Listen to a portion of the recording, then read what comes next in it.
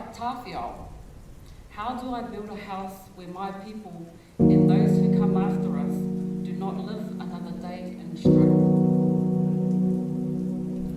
As I raise my camera and gaze outward to what we call the world, what do I see? I see a world where the load on land, water, and natural resources is growing. I see a world where climate change is no longer a future concern, but a harsh and present reality, especially for my people. I see authority being tested, commitments narrowed, agreements revisited. I see Indigenous peoples standing firmly in the truth of who we are. But I also see something shifting. I see a growing recognition that the systems we have relied on are reaching their limits, that economies built on taking without renewing exhaust both the land and its people. This is not new knowledge.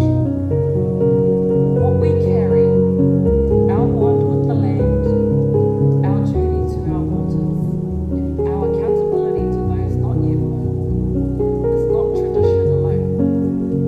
It is governance that honours the boundaries of a planet that cannot give endlessly. We did not learn to think in generations because we have always thought this way. The question is not whether our knowledge matters. It is whether the world is ready to see and recognise it this time. Because what I decide to do now and what we decide to do together will shape the world that my grandchildren's grandchildren inherit. So I do not think in short cycles, and our answers cannot be to wait. Our answer must be to act, to lead, to build, and to prove. Leadership is not saying yes to every opportunity put before us. Leadership is about setting the standard by which those opportunities are judged, and holding it to it, regardless of who is in the room. When I look around this room and across Canada, Aotearoa, and the wider Indigenous world, I see that responsibility taking shape. New capital frameworks are emerging. First Nations are asserting ownership in major projects, not as beneficiaries, but as partners and leaders. Maori are building long horizon investment capability. Indigenous finance networks are emerging across regions, each in its own way building the same thing. Systems we design, systems we govern, systems that serve the generations that we answer to. The question of how we hold and deploy our capital is now a question the global finance systems are being forced to confront. Because capital, shaped by Indigenous values, is defined by what it protects, what it builds, and what it leaves for those who come after.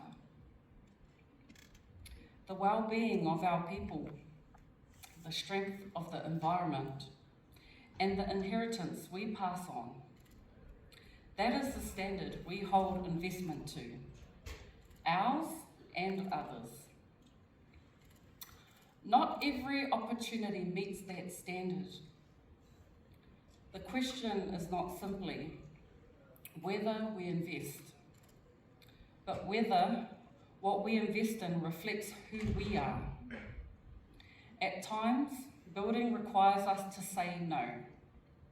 At other times, it requires us to say yes, but on terms that reflect our values. That is not idealism. It is discipline in both directions. And so the question becomes, what does investment that meets our standards look like? It strengthens the land it touches. It strengthens the people who live within it. It treats partnership as real, not ceremonial. And it leaves long-term value when the work is done. Investment that meets that standard is welcome. We will help build it. We will partner in it. And we will hold it to that standard, ours and theirs, every step of the way.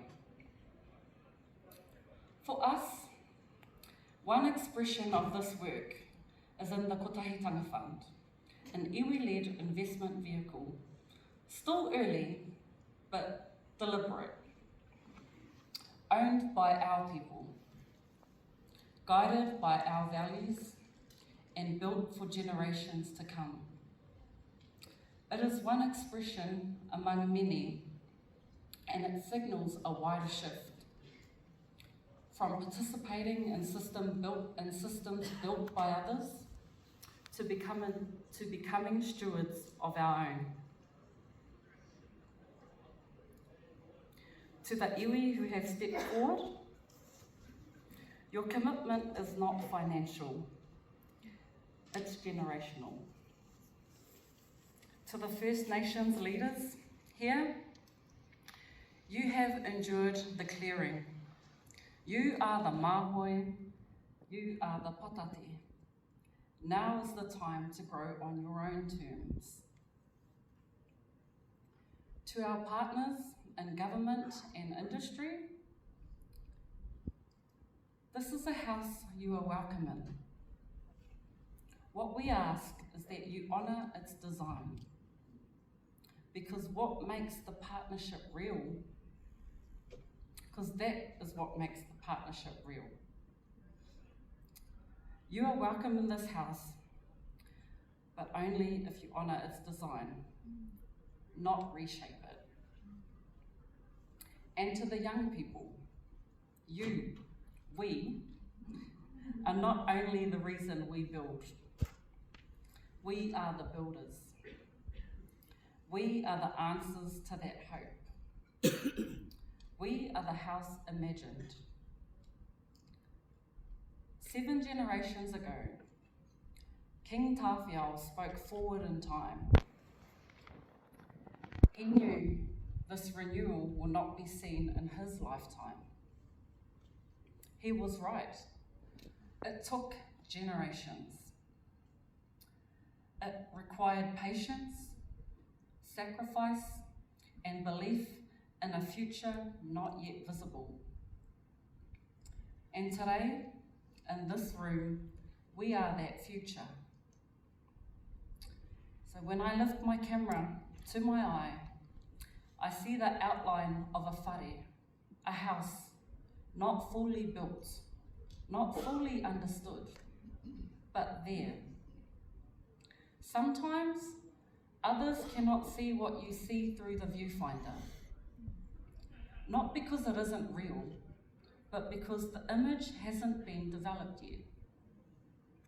Our work is to develop it until the picture is clear enough that others no longer need to be convinced. They can simply see it for themselves. We are not just imagining the house, we are building it, and in time, the world will see it too. Because Tawhiao saw a house his eyes will never see built. He set its direction. We are the generation entrusted to bring it to form. Not just imagine it, not just speak of it, but to build it so clearly, so undeniably that others cannot help but see it. So, let us fix this moment in time. And I'm just going to ask if we can lift the lights in the room quickly, please.